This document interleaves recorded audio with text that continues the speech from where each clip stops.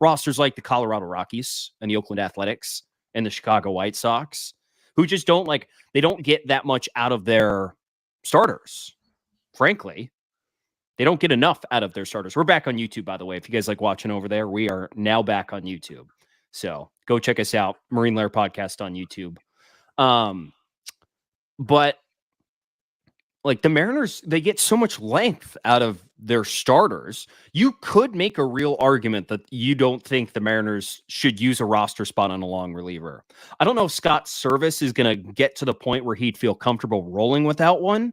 But in terms of every roster in Major League Baseball, I would feel pretty comfortable saying the Mariners need long relievers the least. Their starters give them so much length. Even if Brian Wu's on an innings limit this year, Wu still gives you 5 most days. I mean, there's plenty of times he'll go deeper than that. Like, this rotation is so good. You're right. All the more reason that Emerson Hancock just sitting around in the bullpen as a quote-unquote long reliever probably isn't what's best for him and his development. Getting starts every 5th day is, or at least once a week, if by the schedule in Tacoma. What is the? I want to get a vibe from the chat. What do you guys think is a prediction for this series against the Rangers? Like, are you guys feeling confident? Like, do you guys feel like we are 6 months removed from the Texas Rangers beating this team up and down the block for the most part during the season? The Rangers had the Mariners number throughout the season last year, and to be honest, wasn't that close outside of, I would say, the first series they played and the last series they played. In between that was not really a competition. Is there confident? Are we saying 1 of 3, 2 of 3, confident 2 of 3, confident sweep? Like what is it? Yeah, I am interested to get some people's predictions in there. Should we give ours while people start to drop their takes? Man, I would say I'm probably split. I mean, that's a pretty crummy answer for someone who's supposed to have a take, but I would say I'm halfway 2 or 3. It's just how I feel. I don't know how Bryce is going to pitch, and I feel like I know the Rangers can swing it. Like they absolutely can swing, and they just went into Atlanta here on Sunday night and beat the Braves. That's no matter what happens, those guys will mash. So the Mariners are going to get John Gray. That would be great. Yeah. Can they get John Jay on the mound? Okay. They're going to get Dane Dunning on Tuesday, John Gray on Wednesday, and then Andrew Heaney on Thursday. None of those guys are really overpowering. Like, Dunning has his good starts, and he had some success against the Mariners last year. He's no ace of an arm. Gray is certainly a middle of the rotation arm, and Heaney hasn't been any good. So, paired with what the Mariners are throwing out there in terms of their rotation, they should get 2 or 3. Now, you never know what the Rangers' offense is going to look like. We'll have to see how Bryce Miller fares and what will be his toughest test yet. But I feel like you got Logan, you got Bryce, and you got Luis Castillo seemingly now back to his regular form. I'll say 2 or 3. If they continue to get the results from the rotation, I would say you should expect 2 of 3. I just don't know if the rotation is going to pitch to a 1.5 ERA this Texas series. Like the Mariners against the Rockies, the Mariners starters against the Rockies allowed 1 run in 18 innings. That's going to be really difficult to match against the Texas Rangers lineup opposed to the Colorado Rockies. Yeah, so for sure. So I have 2 of 3. You have slightly less confident 2 of 3 what it sounds like. I'm seeing a real mix here, which is actually probably a good thing. There's some optimism. Offense needs to show up. Absolutely. The Mariners offense, we talk about the pitching not really giving the Mariners a chance last year. The Mariners offense really kind of struggled against some of the better Texas Rangers arms last year. And they got to be able to get to those guys. Texas kills us even more in Arlington. Yeah. Especially last year was not offense absolutely needs to show up. Let's see. Series prediction, win the series. Service manages terribly. Dipoto smiles and puts way too much hair gel in. Julio rakes, and we win the series 2-1. Certainly have thought everything out there. I'll give you credit for that. That sounds somebody that's stemming from payroll Twitter, I got to tell you. You know, potentially. But there was still optimism in a win. It's true. We'll say Arlington has been a house of horrors for the Mariners last year for sure. Like, that park has not been friendly to these guys. So can that luck swing back their way a little bit this year? I hope so. But I mean, it's all going to be about the starting pitching. You know what I think makes everyone else feel better though? So like the Rangers, it's early. Everyone in the AL West has been kind of meh so far, except for the Astros who have actually just been bad. So you take the Astros off the top and you start looking over the course of the season without trying to look ahead too far. You take the Houston Astros out of the picture for the American League West, you all of a sudden start feeling way, way, way, way more confident. So I've been very much in the boat of it's too early to write off the Astros. You can't write off Houston. This team is too talented. Obviously, they have too many stars. They've done it too many times. I got to tell you, though, this Christian Javier injury today might have been what just changed my opinion to 180. This team has no pitching. No pitching. Outside, they have Framber Valdez. They're about to get Justin Verlander back. And I'm sorry, the guy's one of the greatest pitchers ever. But to ask him at 41 years old to keep pitching like a top of the line guy is not a fair expectation. So if it's essentially going to be Framber Valdez, look at the rest of the team. Javier, IL. Urquidy, IL. Garcia may not pitch this year. McCullers may not pitch this year. Hunter Brown has not pitched well. JP France is on the IL. Like you can't have a successful season with that many pitchers. So all of a sudden, I'm not totally writing them off because I know better, but I am starting to slowly creep my way into the thought process of maybe they really just won't have it this year. And they're not going to be a bad team, but maybe they're an 82, 83, 84 win team that doesn't make the playoffs. That's fair. But you look how it stacks up for the entire American League, how many spots that opens up, and kind of how that opens the window for the Mariners' chances throughout the season. And you guys can throw we can throw 54% jokes out there all the time, but if the Astros are out of the picture, the Mariners really do only need to win they don't need to win 98 to get in. Well, do you buy what's going on in the AL Central at all? Like, do you buy the Royals? The Royals have actually looked pretty good. Now, I want to see how they hold up over the course of a summer. Fair. And how does Reagan's he's awesome. That dude throws absolute gasoline. But does he hold up for a full season? Well, let me say shout out to the Rangers for trading him away for half a season of Aroldis Chapman, who, despite the Rangers winning the World Series, I would say Chapman did next to nothing to help them win that title. So shout out the Rangers for trading him away. And I will say more on a serious note, you're right that Reagan's is going to have to prove to hold it up.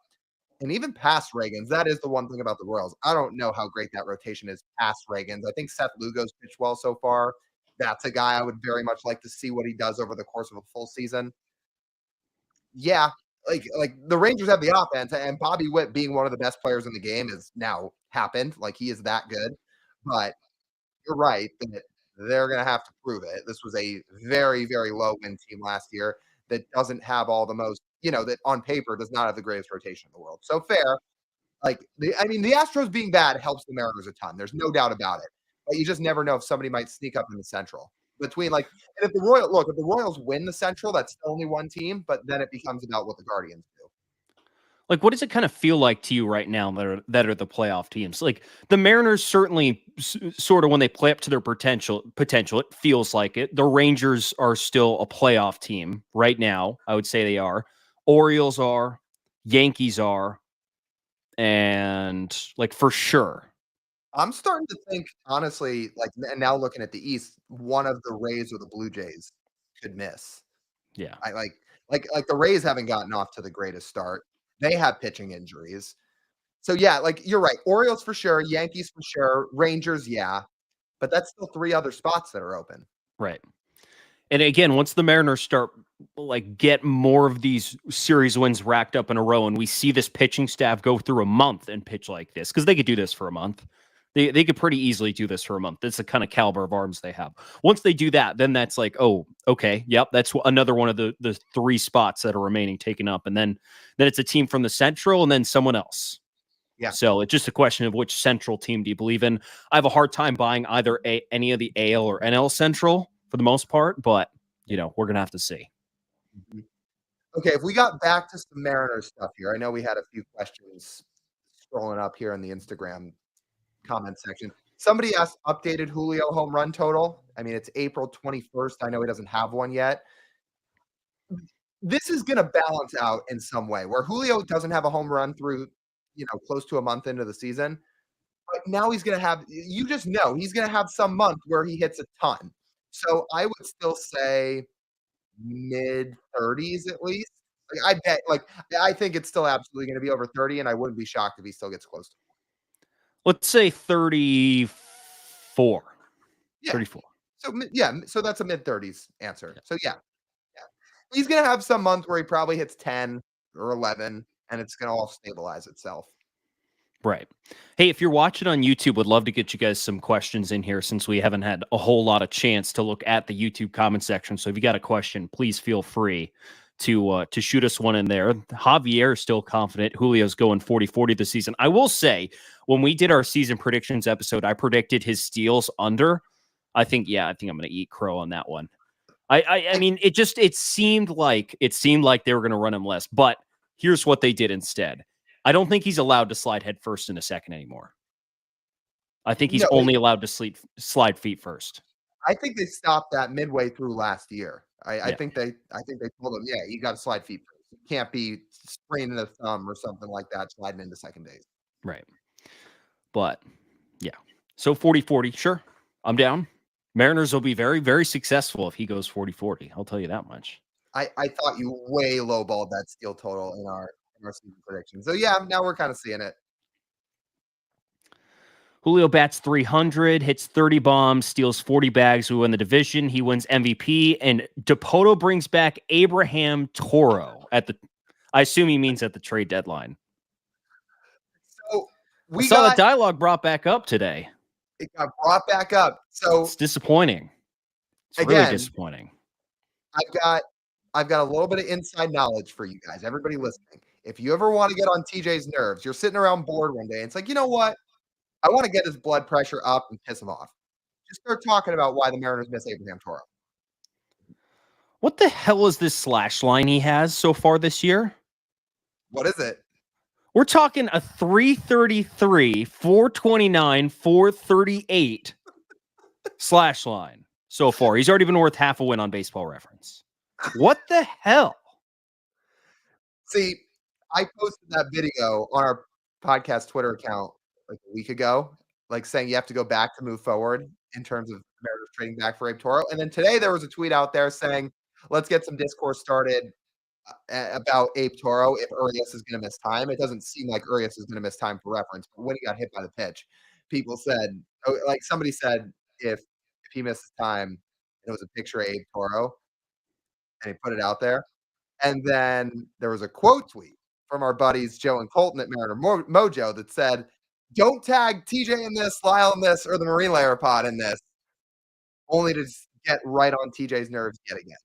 Because he doesn't want to admit that Abe Toro could save this team. If Jerry actually does this, I'm going to have a problem. Well, you have a voice. You have a platform. You can let him know. Might have to. I might have to. I can't do it anymore. I can't. You know that this dude, like, unfortunately, at some point is going to burn the Mariners this year, and you're going to lose your mind. Yeah. I can't do it.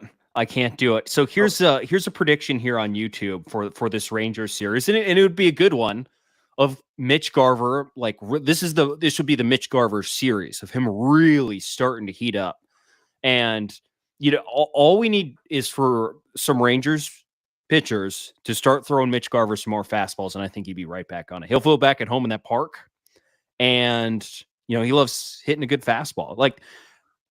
And they could really benefit from Mitch Garver starting to hit more balls out of the park. We saw that this past weekend, we saw that this week, them hitting his first home run. Now it's time for the bunches to come. And I'll say too, he knows that staff very well. How much of an advantage that will play, we'll see. But he knows those pitchers very well.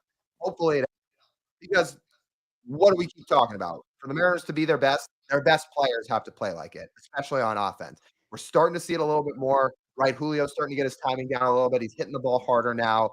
JP had that long triple today. He had the clutch hit in the 10th. Like JP's getting it going a little bit.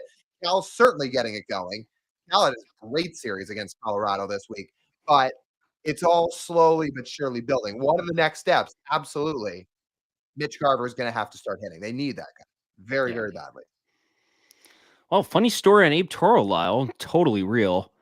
He Uber drived Jack to the stadium and he was wearing a Richie Sexson jersey as he drove you there. Interesting. Interesting story. Totally real.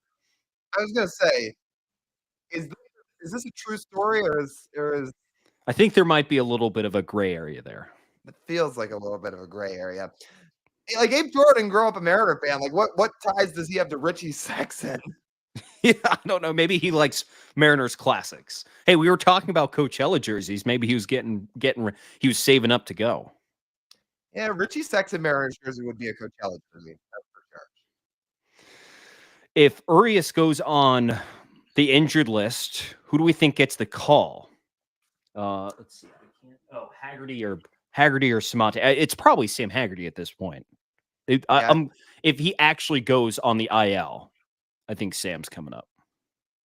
Yeah, I would agree with that. It doesn't sound like for right now that's going to happen with Urias. Again, contusion means it's a bruise. That probably means he's day-to-day.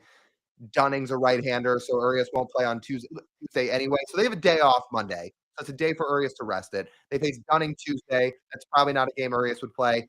They face John Gray Wednesday. Probably not a game Urias would play. So it wouldn't be till Thursday you really need Urias again when they face Heaney. So he has a few days to rest. I would assume he'll be okay.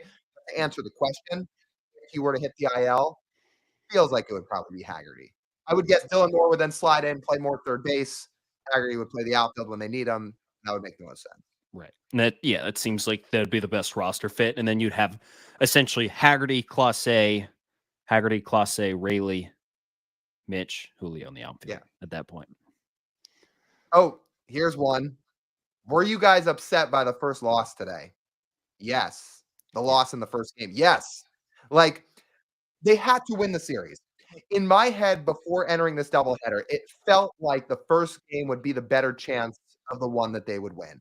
Just because they had Kirby on the mound. Quantrill hasn't been great. It felt like that game favored them a little bit more. And I'm glad they won the series. However, when you get 9 shutout innings from your collective pitching group and you don't score a run, that's going to make your blood boil.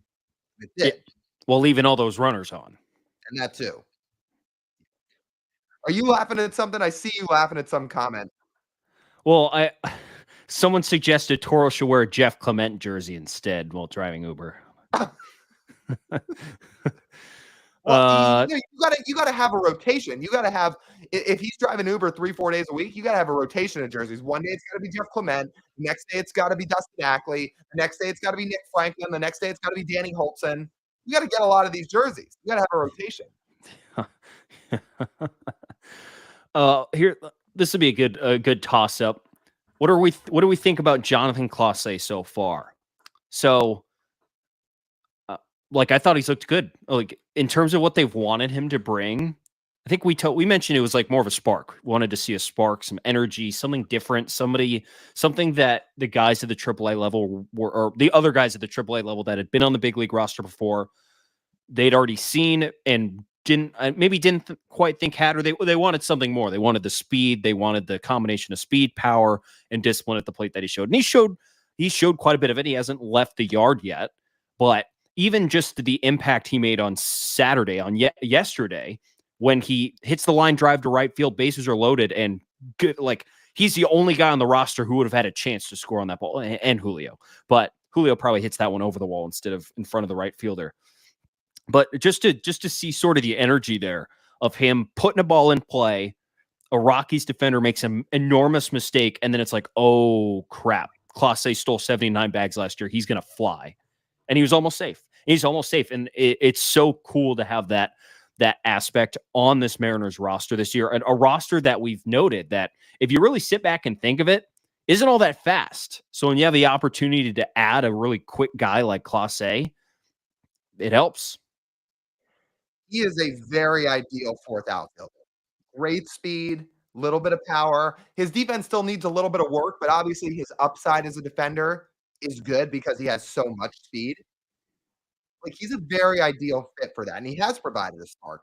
And at the very least, he sticks around long term. He's a great option late off the bench to run the bases at minimum. And if he needs to hit, you can have him hit. If he has to go out in the outfield, he can play the outfield. We're going to have to evaluate what Clase does in the next couple weeks before Canzone comes back. And it's probably a little too early to have a conversation about it, but there may be a conversation about Clase versus Rayleigh when Canzone starts to get close to returning. We're going to need a couple weeks to judge what happens between those two and how each of them perform, but it may be a conversation at some point. Man, still so odd. 2 righties on the mound today and Rayleigh only in half those at bats. Right. Yeah, I don't know. I don't know what the story is. I don't know if there's something they don't love with his swing internally.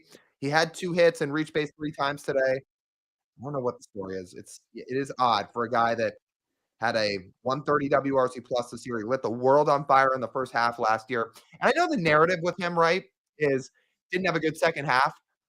He didn't have a terrible second half. He had a slightly below average second half. He had a 93 WRC plus in the second half last year, so he was 7% below league average as a hitter in the second half of last season. So in the more general sense of the term, he had an okay second half last year. That's how I generalize it. An okay second half. It wasn't terrible. So it is very odd that he's really not playing at all. We're not, we're not in those meetings. We don't see all the data, but it does feel a little odd. I see some Cade Marlowe talk. I am personally a little surprised that Cade. I was shocked that it wasn't Cade over Clase, but now that they've made this declaration, I think that Clase is above Cade in the pecking order. So seems like it for now. Yeah. Now, if they run into a situation where, let's say hypothetically, in a couple weeks, Rayleigh is the one that stays, Clase goes back down, and they run into a situation where they want a pure bat more than everything else. If they're worried about bat first, we need a guy that's going to get some, really rely on to get some hits.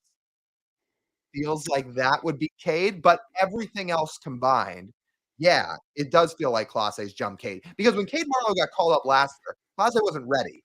So, of course, Marlowe was ahead of the pecking order than Clase last year. But right now, you're right. It does feel like Clase has jumped up that ladder. Here's a question. I don't know if I'm disappointed we've gotten this question. I do thank Mr. Sticky on YouTube for asking it. What do you think the chances are it will be Clase versus Canzone? I will say probably no, because Canzone was one of your best hitters in the early months of the season. They believe in his bat.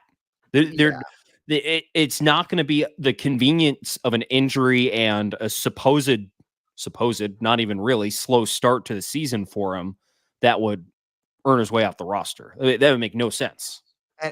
And from talking to some people too, just from hearing a bunch of what's been said about Canzone, the Mariners have loved what they've seen out of Canzone basically since he got to camp. Obviously, he had a great spring. He got off to a good start before he got injured. I think people in that organization are loving what they're seeing out of Dom Canzone right now. So I don't really think that's even going to be much of a conversation. I think if there's going to be a conversation, it's Rayleigh, not Canzone. Yeah. And that's going to reflect with playing time because Canzone was playing over Rayleigh. Even when the opportunity for Rayleigh to play was there, Dom was the one getting the chance. Right. Elias, thoughts on Wu after day? Yeah, so we talked about it a little bit earlier, but I don't see how your answer could be anything other than let's go. Fire us up. You look awesome. They're going to give him another rehab start because that's what you do. You guys need multiple rehab outings before they get back to the big league roster. But yeah, I don't think you could be anything other than fired up to see what Brian Wu did.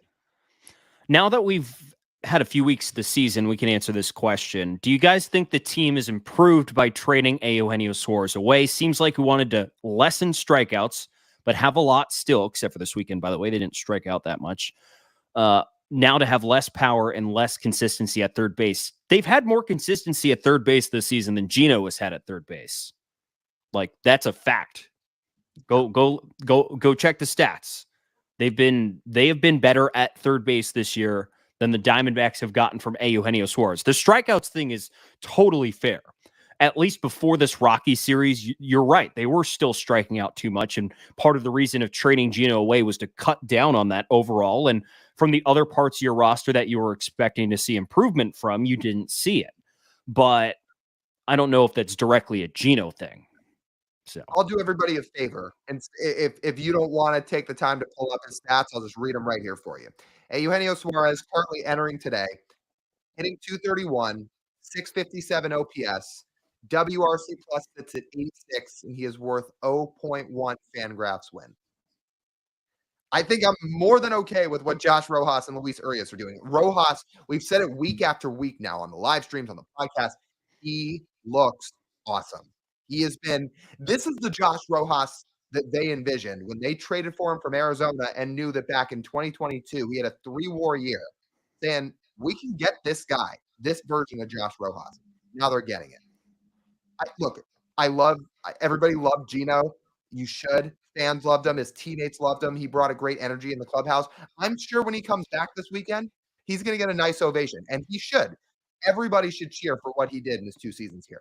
But if you're talking about what was best for the roster in 2024, I'm more than happy with Josh Rojas and Luis Urias, especially because, again, internally, the Mariners believe that bat speed of Gino's is going down. They think he's losing it. They think, I mean, very clearly, they traded him away. He didn't catch up to high fastballs last year. He had big issues with it. He was swinging and missing through a lot of them. And I think they saw that and said, it might be time to pivot. So, yeah, I'm more than happy with this third base platoon. And the defense, like, I'm the one who said on the pod that I didn't believe the defense could get better this year. Like, I didn't think defense was something that could take enough of a step forward to be noticeable and actually make an impact on the team. Because, the Mariners stunk on defense the first couple of weeks. It has been better when they've been playing better, when they've been pitching better, when they've been hitting better, when they've been winning more games. The defense has also been better. They have looked better on defense. It might not. I think I need a larger sample for it to be an actual full step forward and an impact level forward on defense. But all Polanco's plays, the ones that he was kicking the first week or so, he's looked a lot better at second base. And the third base platoon, haven't really heard anything defensively over there during the last 10 games. Haven't heard much from there. The defense in the outfield, especially now that you got Clase out there at the speed, it's been pretty solid, especially when Rayleigh plays out there too. That's a lot of speed in the outfield. That's a lot of ground they cover, right? And then you start looking at all there. JP hasn't made any unbelievable mistakes the last 10 days at shortstop, and Cal's great behind the plate. So then you're like, oh, actually, seems okay. 100%. Ever since Urias spiked that throw in the dirt in game 2 against the Red Sox, where Ty had to dig it out and the Mariners ended up winning that game, he's been perfectly fine over there, which they're not going to be gold glovers, but they can be serviceable, and they have been. So, yeah, the defense has taken some marginal steps forward, which the Mariners is very important. Here's a question. So when the bullpen is fully healthy, who closes? Now, some context, the Mariners don't usually use a straight closer, but let's say they do. Who would you want closing? It's going to be Munoz. I think the Mariners have made that clear. You can say what you want about his outing today. Extra inning outing appearances are fluky. You have to start with a runner on. A Munoz sinker can induce soft contact, and sometimes when you have a runner on base and there's soft contact that gets induced, it hurts him, which is not really any fault of his own, because if there was nobody on base, there'd probably be an out and runners wouldn't be advancing. But yeah, it'll be Munoz. Now, they'll pick and choose certain situations, but the good news is there's like 5 guys that could close when this bullpen's fully healthy, and I'm including Gabe Spire with that. So it'll be Munoz most of the time, but it could be just about anybody. Yeah, I feel like it'd honestly be Munoz or Stanek at this point. That's what it kind of feels like. Like Munoz, the best guy, Stanek, the most veteran guy. Yeah, based off those qualifications. And for those, I'm sure most of you remember, but just as a little reminder, the role Brash seems to usually serve, especially what he did all of last year, he's the bridge guy. If the starter comes out, there's a runner on base, there's multiple runners on base, that's who always gets the call. They go to Brash, they know he strikes a bunch of guys out, they think that's who's going to limit damage.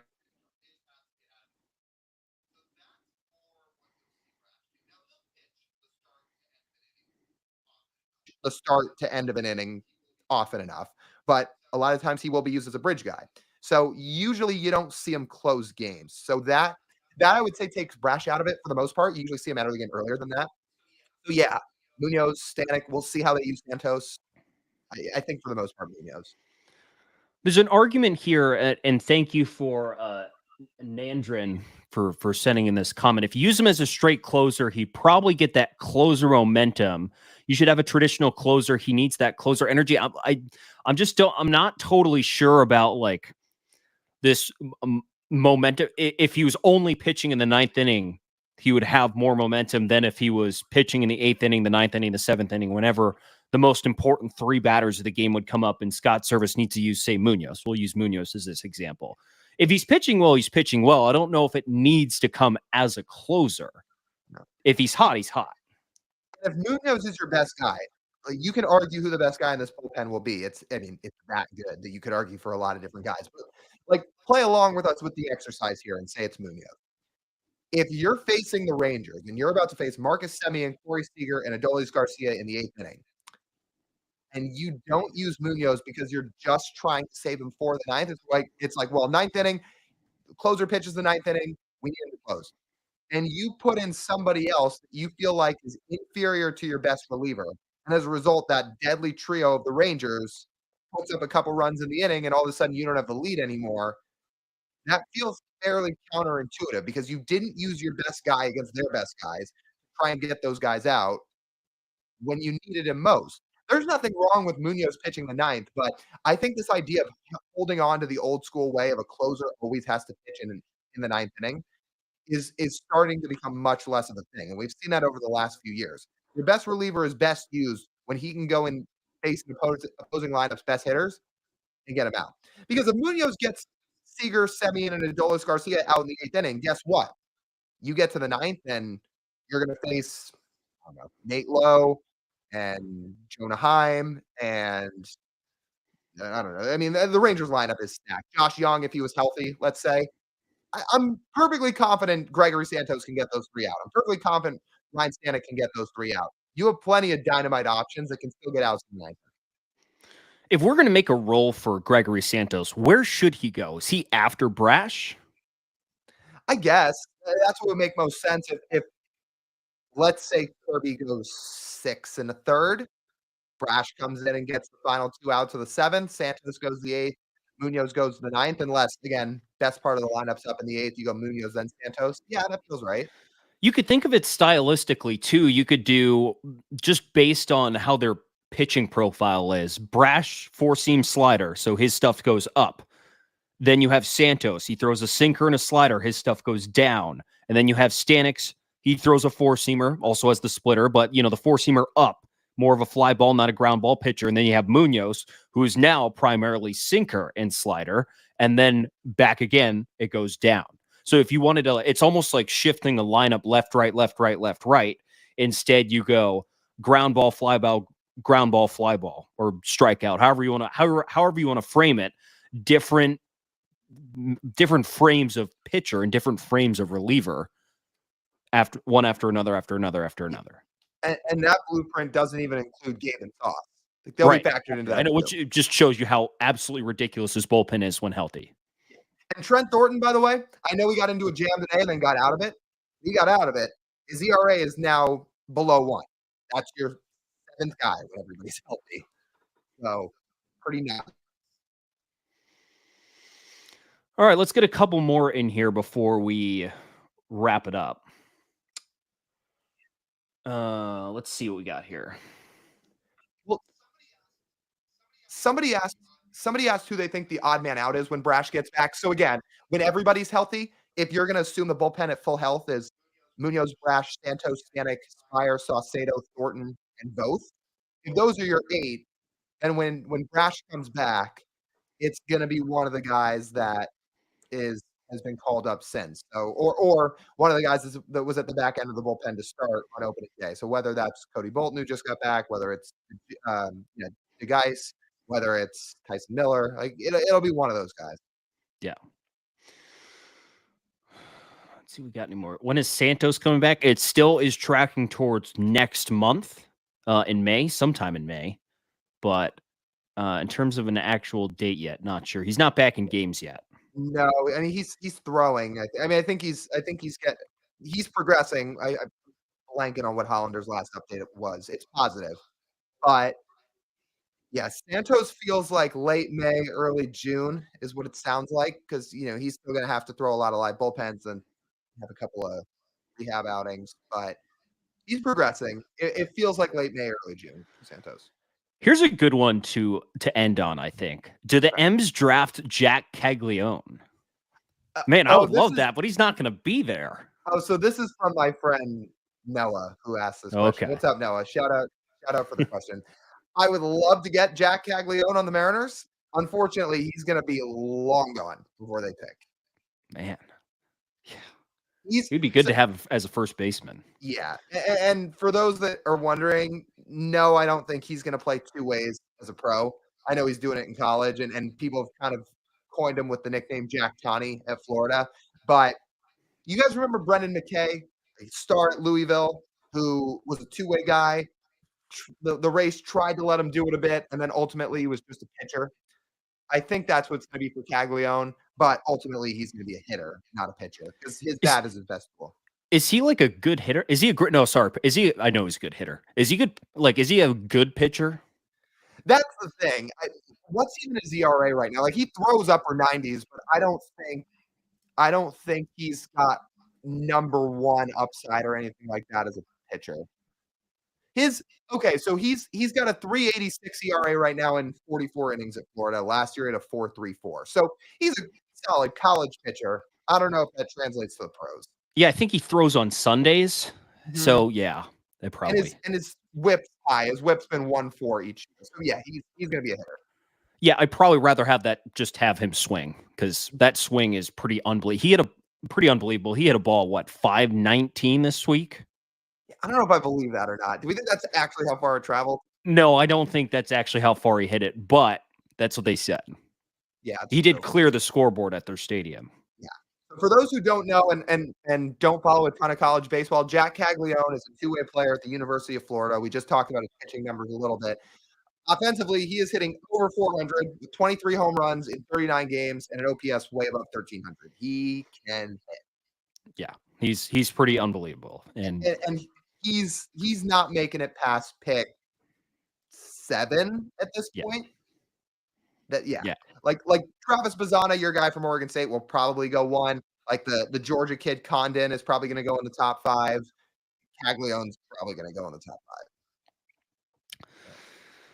Yeah. Well, that would be a dream, though. One day when they find out how to trade draft picks, then Jerry's task is going to be to go trade up for one of those guys, because I want him. Let's say, speaking of drafts, this isn't even baseball related. I mean, NFL draft Thursday. That snuck up on us. Yeah, it did. It did, but they're going to trade back. Probably, because they don't have a second round pick. So yeah. Right. Yeah, that's probably how it's going to go. Do I know who they're going to pick? Absolutely not. I have no clue. No clue. But, well, what will we do? Can they draft a Legion of Boom photo? I think that's what they need to draft. Hang it up. Oh, yeah. Cam and Sherm have been throwing a little bit of a fit about that on social media this week. We talked about that on Friday's pod. Let's chill out about that. Their photos were falling off the wall. They're turning things digital. They're not ousting the history of the Seattle Seahawks. Yeah. Anyway, the next time we do a live stream, the draft will be concluded, and if there's not baseball questions that are being sent in by people, which I'm sure there will be, because everybody listening is always great about sending us questions. If we really need a talking point, I'm sure we can talk about the draft next week. So yeah.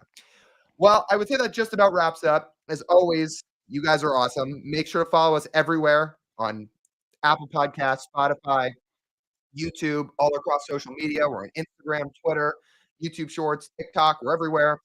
Go check us out. We're always posting. We're always doing different content. We'll have our show out.